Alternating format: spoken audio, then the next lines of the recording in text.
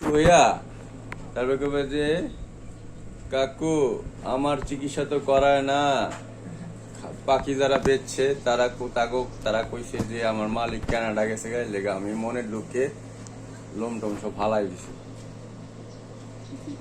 আমরা বলছে যে দিলে কাম হতে পারে।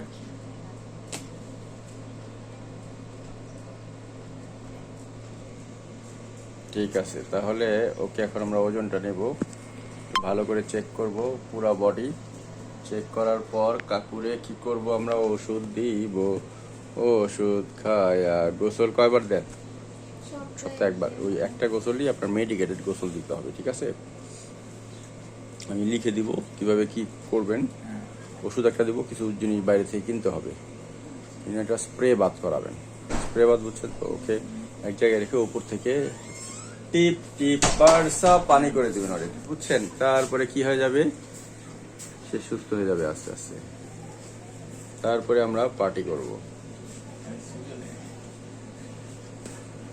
কি ও কি ছবি তুলতে চায়? কাকু হ্যালো হ্যালো, কই বল না তো। হ্যাঁ হ্যালো হ্যালো বেবি।